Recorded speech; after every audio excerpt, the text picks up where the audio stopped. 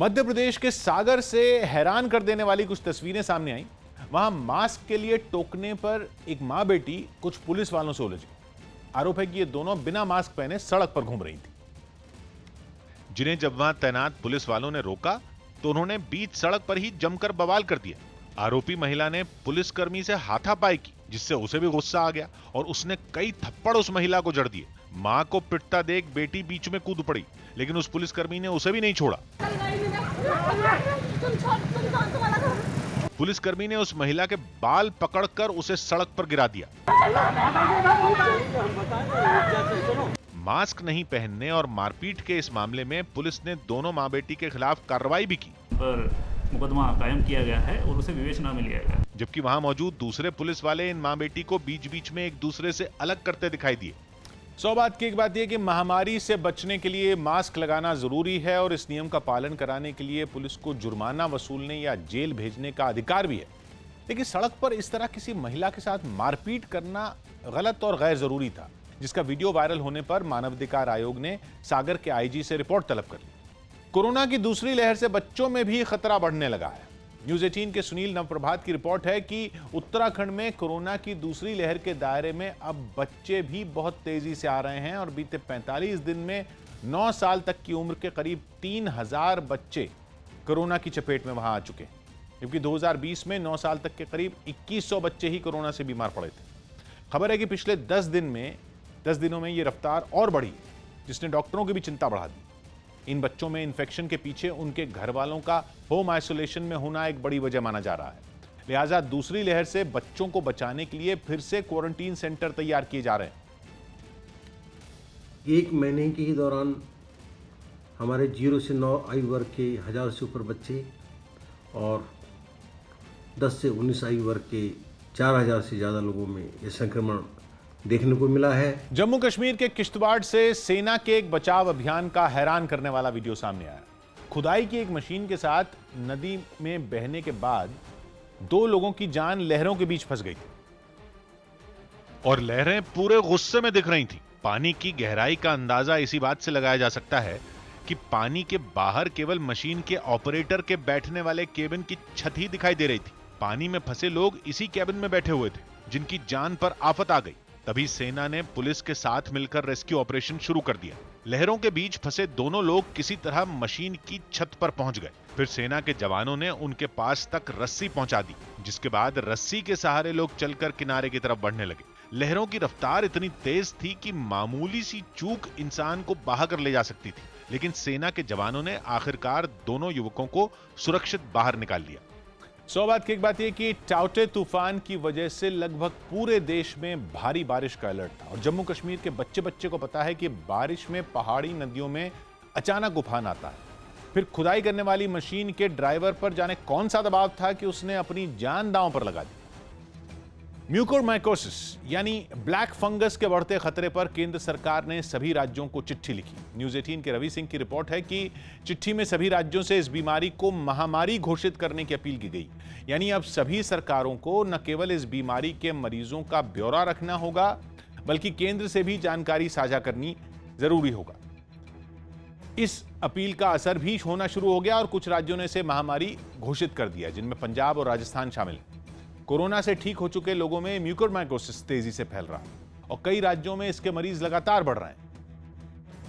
लिहाजा म्यूकोरमाइकोसिस के इलाज में काम आने वाली दवा के गलत इस्तेमाल पर दिल्ली सरकार ने सख्ती दिखाई। न्यूज 18 के दीपक रावत की रिपोर्ट है कि इसकी निगरानी के लिए केजरीवाल सरकार ने 4 डॉक्टरों की एक कमेटी बनाई, जो इस बीमारी में काम आने वाली एम्फोटेरिसिन बी, इस इंजेक्शन के गलत इस्तेमाल को रोकने और सही मरीजों तक इसको मुहैया कराने का काम देखेगी। जिन अस्पतालों को इस इंजेक्शन की जरूरत होगी, उनको भी सबसे पहले इसी कमेटी के पास आवेदन भेजना होगा, जिसके बाद इन आवेदनों पर चर्चा के लिए दिन में 2 बार सुबह 10 बजे से 11 बजे और शाम 4 बजे से 5 बजे वर्चुअल बैठक होगी और मीटिंग में मोहर लगने के बाद यह दवा अस्पताल को मुहैया कराई जाएगी। यही नहीं, दिल्ली सरकार ने म्यूकोरमाइकोसिस के इलाज पर एक बैठक भी की, जिसमें राजधानी के LNJP, GTB और राजीव गांधी अस्पताल में इसके इलाज के लिए अलग से सेंटर बनाने का फैसला लिया गया। इन राज्यों ने ब्लैक फंगस को महामारी भी घोषित किया था। क्या दिल्ली में अभी ऐसी स्थिति नजर आ रही है? जरूरत पड़ेगी, हम जरूर करेंगे। जो भी स्टेप्स उठाने की जरूरत है हम जरूर सारे स्टेप्स उठाएंगे। मध्य प्रदेश में कोरोना वैक्सीन लगवाने के लिए चलाए जा रहे जागरूकता अभियान में कलाकारों की मदद ली गई। बताया गया कि प्रदेश के कई इलाके ऐसे हैं जहां टीका लगवाने में लोगों की दिलचस्पी कम है। उनमें एक इलाका टीकमगढ़ का भी है। वहां से सामने आई एक तस्वीर में कलाकारों की एक टोली एक गांव में घूमती दिखी। पुलिस की अगुवाई में इस टीम ने इलाके की जुबान में लिखे एक गीत को गाकर लोगों को वैक्सीन पर संदेश देने की कोशिश की।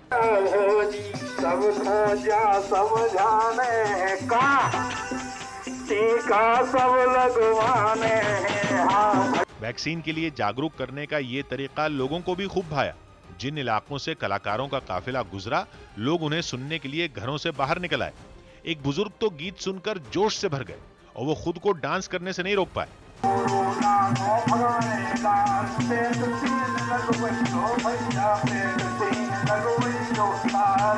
इसके बाद पुलिस ने कोरोना से बचाव के लिए लोगों को जागरूक रहने की हिदायत दी। सभी लोगों से मेरा आग्रह है, जो भी शासन प्रशासन के निर्देश मिलते हैं उनका पालन करें, टीका जरूर लगवाएं। ऐसी ही कुछ तस्वीरें छतरपुर से भी सामने आई, जहां इलाके के कुछ कलाकारों ने गीत गाकर लोगों को एक जगह इकट्ठा किया। उसके बाद लोगों से टीके लगवाने की अपील की। सौभाग्य की एक बात है कि हम लोग महामारी से बचने के लिए टोटके बताने वालों पर तो आंख मूंद कर भरोसा कर लेते हैं, लेकिन वैक्सीन के नाम पर घर में दुब के लोगों को समझाने के लिए गली गली में ढोल पीट कर गीत गाना पड़ रहा है, जो हम लोगों के मनोरंजन की नहीं बल्कि एक तरह से शर्म की बात है। कोरोना से ठीक हो चुके मरीजों में ब्लैक फंगस से अभी डॉक्टर निपट भी नहीं पाए थे कि एक और बीमारी ने मुसीबत बढ़ा दी। न्यूज़ 18 के चंद्रमोहन कुमार की रिपोर्ट है कि पटना मेडिकल कॉलेज में 4 मरीजों में व्हाइट फंगस की पुष्टि हुई है, जिसके इन्फेक्शन से मरीजों की स्किन को नुकसान हो रहा है और डॉक्टरों ने डर बताया है कि अगर देरी से इसकी पहचान हुई तो जान भी जा सकती है। ब्लैक फंगस की तरह इसका खतरा भी कोरोना या इस बीमारी से ठीक हो चुके मरीजों को है। खासकर वैसे मरीज जिनको ऑक्सीजन लगी, उनमें यह फैलने की आशंका ज्यादा बताई जा रही। गुजरात में चक्रवाती तूफान टाउटे से हुई तबाही ने इंसानों और जानवरों दोनों की मुश्किलें बढ़ा दी। वहां तूफान के बाद कई इलाकों में बिजली कट गई, जो कई घंटों बाद भी नहीं आई, जिसका नतीजा ये हुआ कि लोगों ने अपनी जरूरत पूरी करने के लिए जुगाड़ ढूंढा। अमरेली में तो लोगों ने बिजली नहीं आने पर मोबाइल चार्ज करने के लिए ट्रैक्टर के डीजल पंप का इस्तेमाल किया और उससे पावर पॉइंट जोड़ा। तो वहीं गिर सोमनाथ में एक सोलर पावर प्लांट बर्बाद हो गया। वहां से तूफान के बाद की जो तस्वीरें आई, उनमें सोलर प्लेट यहाँ वहां बिखरी दिखी। यही नहीं, वहां कई घरों पर लगे टिन के शेड उखड़ गए। इस तूफान ने केवल इंसानों का ही नहीं, जानवरों का आशियाना भी उजाड़ दिया। गिर के जंगलों के शेर तूफान की वजह से बेघर हो गए और उनका झुंड यहाँ वहां घूमता दिखा। इस बीच गुजरात के मुख्यमंत्री विजय रूपाणी ने बर्बाद हुए इलाकों का हवाई दौरा किया। यही नहीं, वो गिर सोमनाथ और अमरेली के लोगों से भी मिले। सौभाग्य की बात है कि गुजरात में 3 दशक का सबसे खतरनाक तूफान टाउटे था, जिसने हजारों मकान, लाखों पेड़ों को जड़ से उखाड़ दिया और 2 दिन तक लोगों के होश इस बात से उड़े रहे कि कहीं गिर के जंगलों के शेर भी तूफान में न बह गए हों। हालांकि वहां के वन विभाग का दावा है कि सभी शेर तो सुरक्षित हैं, लेकिन हजारों परिंदे जान खो बैठे।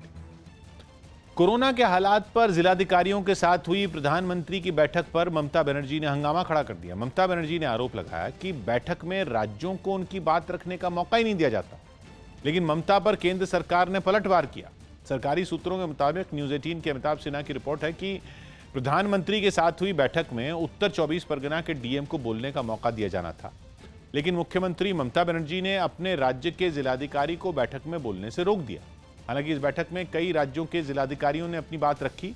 इनमें विपक्षी पार्टियों की सरकारों वाले राज्यों के डीएम भी शामिल थे। विपक्ष की सरकारों वाले जिन राज्यों के जिलाधिकारियों को बैठक में बोलने का मौका मिला, उनमें छत्तीसगढ़, महाराष्ट्र, केरल, आंध्र प्रदेश और महाराष्ट्र शामिल है।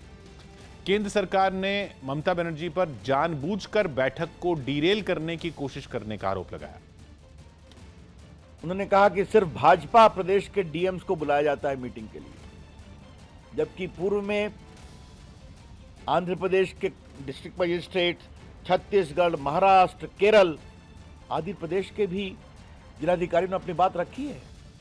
जबकि इससे पहले ममता बनर्जी ने आरोप लगाया कि बैठक में मुख्यमंत्रियों को बुलाया तो गया था, लेकिन उन्हें बोलने का मौका न देकर उनका अपमान किया गया। कोई सीएम को बोलने नहीं दिया, डीएम को बोलने दिया। डीएम को थोड़ा डीएम को बोला, जैसे उत्तर प्रदेश को डीएम को बोला, एक एपी का बोला, एक छत्तीसगढ़ को बोला, ऐसा 4-5 डीएम को बुलाया।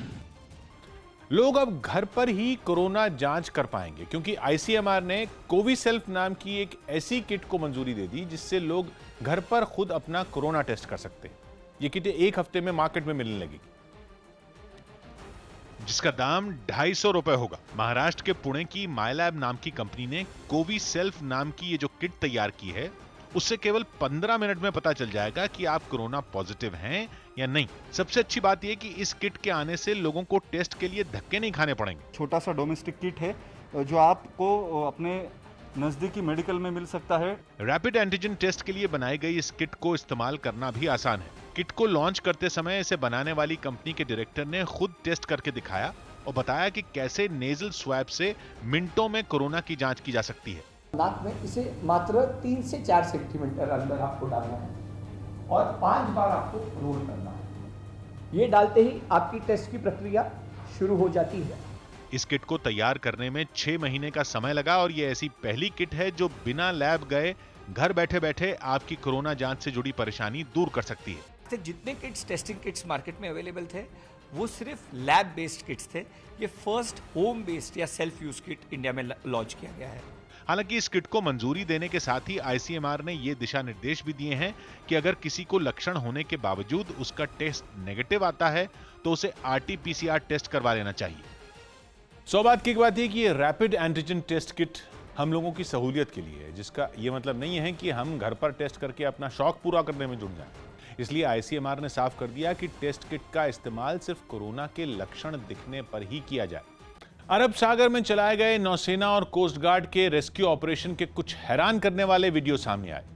तेल निकालने वाली कंपनियों के कर्मचारी जहाज के डूबने के बाद समुद्र में कूद गए थे और बचाव दल के पहुंचने तक लाइफ जैकेट पहनकर समुद्र की लहरों से जिंदगी के लिए जंग लड़ते रहे। समुद्र में कूदे लोगों को लहरें किसी कागज की नाव की तरह इधर से उधर फेंकती रहीं। बचाव दल के जहाज से रिकॉर्ड किए गए वीडियो को देखकर अंदाजा लगाया जा सकता है कि समंदर में यह ऑपरेशन कितना मुश्किल था। लहरों के बीच केवल नारंगी रंग की छोटी सी जैकेट या ट्यूब ही दिखाई दे रही थी, लेकिन नौसेना के जवानों ने एक एक शख्स को पहले ढूंढा और फिर उसे पानी से निकालकर जहाज तक लाने का ऑपरेशन शुरू किया। एक वीडियो में तो नौसेना का एक जवान रस्सी लेकर पानी में तैर कर जाता हुआ भी दिखा। घंटों तक पानी में रहने के कारण शायद ये शख्स इतना बीमार हो चुका था कि खुद रस्सी पकड़ने की स्थिति में नहीं था, इसलिए पहले जवान उसके पास पहुंचा, फिर उसकी लाइफ जैकेट से रस्सी को बांध दिया ताकि उसे जहाज तक खींचा जा सके। इस बीच बार्ज P305 के चीफ इंजीनियर ने भी एक चौंकाने वाला बयान दिया। इस वक्त अपने जख्मों से लड़ रहे इंजीनियर रहमान शेख का दावा है कि हादसे से पहले उन्होंने शिप के कैप्टन को चेतावनी दी थी। 40 कॉन्टैक्ट नंबर बताओ। कैप्टन ने बोला 40 नॉट के ऊपर विंड जाएगा। 11 बजे शुरू होगा, 12 बजे खत्म हो जाएगा। 11 मई से लगातार जारी हो रही चेतावनी के बावजूद बार्ज P305 ने तेल निकालने का काम जारी रखा। इसीलिए हादसे की जांच के लिए केंद्र सरकार ने 3 सदस्यों की टीम बनाई। सौ बात की बात थी कि सपाट नाव जैसे जहाज को बार्ज कहा जाता और वैसा ही एक जहाज P305 था जिस पर 250 से ज्यादा लोग टाउटे तूफान में फंसे थे, जिसके कैप्टन पर आरोप है कि उसने तूफान को कमतर आंका और बार्ज को तूफानी लहरों के बीच छोड़कर चला गया। दिल्ली के गिटोरनी इलाके में कोरोना मरीजों के इलाज के लिए नौसेना के एक रिटायर्ड अधिकारी की पहल पर गांव वालों ने कोरोना क्लिनिक शुरू किया। बताया गया कि इस महामारी की दूसरी लहर में इस इलाके के कई लोगों की जान चली गई, जिसके बाद वहां रहने वाले लोगों को इस तरह के क्लिनिक की जरूरत महसूस हुई क्योंकि आसपास कोई डॉक्टर नहीं था। इस परेशानी को गांव के लोगों ने ही मिलकर दूर कर लिया। पूर्व नौसेना अधिकारी के बेटे और बहू जो खुद डॉक्टर हैं, वो भी इस क्लिनिक से जुड़ गए। उनके साथ कुछ लोगों ने अपने अपने हिसाब से काम बांट लिए और फिर एक टीम बनाकर गांव में ही कोरोना मरीजों का इलाज शुरू कर दिया। अपनी विशेषज्ञता के मुताबिक इस तरीके से मरीजों को इलाज मुहैया करवा रहे हैं। दावा है कि इस क्लिनिक के शुरू होने के बाद गांव में कोरोना मरीजों की संख्या घट गई। जो केसेस पहले 35-40 डेली हमारे ओपीडी में केसेस आते थे, now they have come down to 10 to 15 cases per day. इस क्लिनिक में कोरोना के सभी नियमों का भी ख्याल रखा गया। यहाँ आने वाले मरीज एक दूसरे से दूरी बनाकर बैठे दिखाई दिए। डॉक्टर भी दूर से ही उनका इलाज करते नजर आए। सौभाग्य की एक बात यह कि ऐसे क्लिनिक लोगों के इलाज के साथ साथ महामारी को फैलने से भी रोकने में मदद कर सकते हैं, क्योंकि गांवों में कोरोना टेस्ट की सुविधा कम है और लोग कोरोना और मामूली खांसी बुखार का फर्क न समझने की वजह से दूसरों के लिए भी खतरा बन जा रहे हैं। देश के कई राज्यों में लॉकडाउन लागू होने के बावजूद शादी समारोहों में कोरोना के निर्देशों की अनदेखी हो रही है। इस महामारी को फैलने से रोकने के लिए ही राज्य सरकारों ने कई पाबंदियां लगाई, लेकिन लोग लापरवाही बरतने से बाज नहीं आ रहे। बिहार के नालंदा से जो तस्वीरें सामने आई वो हैरान कर देने वाली थी। राज्य में लॉकडाउन लागू होने और शादियों में लोगों की संख्या तय होने के बावजूद वहां किसी ने भी कोरोना नियमों की परवाह नहीं की। इस शादी समारोह में लोग डांस और मस्ती के नशे में इस कदर चूर हो गए कि न तो उन्हें मास्क लगाने का ख्याल आया और न ही 2 गज की दूरी बनाने का।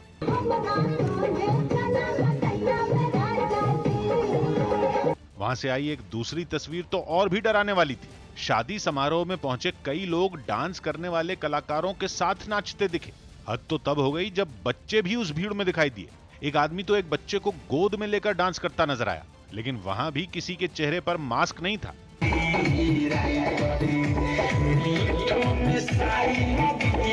बिहार के कैमूर जिले में भी शादी समारोहों में कोरोना नियमों की अनदेखी की ऐसी ही तस्वीरें सामने आईं, लेकिन वहां पुलिस ऐसा करने वालों को सबक सिखाने में जुटी दिखी। जांच के दौरान जब एक ही गाड़ी में कई लोग पकड़े गए तो उनसे कान पकड़वाकर उठक बैठक करवाई गई। सोशल डिस्टेंसिंग का पालन करेंगे, मास्क लगा के चलेंगे। इसी तरह मध्य प्रदेश के भिंड में भी पुलिस ने कुछ बारातियों को पकड़ लिया। उन्हें कोरोना नियमों को तोड़ने पर पुलिस ने मेंढक की तरह उछलने की सजा दी ताकि फिर वो ऐसी गलती न दोहराएं। सौभाग्य की बात यह कि कुछ घंटों के लिए बाराती बनने के खुमार में कोरोना की अनदेखी हमारे दिमागी दिवालियेपन का नमूना ही है, क्योंकि महामारी और चौराहे पर सरेआम बेइज्जती झेलने का दोहरा खतरा कोई अक्लमंद तो नहीं उठा सकता। मध्य प्रदेश के टीकमगढ़ से चौंकाने वाली तस्वीरें सामने आई। वहां कोरोना से छुटकारा पाने के लिए सैकड़ों लोग पाबंदियों को तोड़कर एक साथ मंदिर पहुंच गए। बताया गया कि उस गांव के एक आदमी ने अपने सपने का हवाला देकर लोगों को विश्वास दिलाया कि मंदिर में जल चढ़ाने से कोरोना संकट टल जाएगा, जिसके बाद जल चढ़ाने के लिए लोगों का हुजूम मंदिर की तरफ बढ़ने लगा। इस भीड़ में ज्यादातर महिलाएं शामिल थीं, जो बिना मास्क के नजर आईं। कोरोना के खतरे के बावजूद इन लोगों ने एक दूसरे से दूरी बनाए रखने का भी ख्याल नहीं रखा और जयकारे लगाते हुए आगे बढ़ते रहे। इस दौरान कई लोगों ने मंदिर तक का सफर जमीन पर लेट लेट कर आगे बढ़ते हुए पूरा किया। कुछ पुलिस वाले भी वहां दिखाई दिए, लेकिन उन्होंने कोरोना नियमों को तोड़ने पर उन लोगों को टोकना जरूरी नहीं समझा। हालांकि बाद में पुलिस ने इस मामले पर सफाई दी। तो हमारी पुलिस टीम तुरंत मौके पर पहुंची, उनको रोकने की कोशिश की, फिर भी वे नहीं रुकी। खबर है कि पुलिस ने उस आदमी के खिलाफ केस दर्ज कर लिया जिसके कहने पर एक साथ इतने लोग मंदिर गए थे।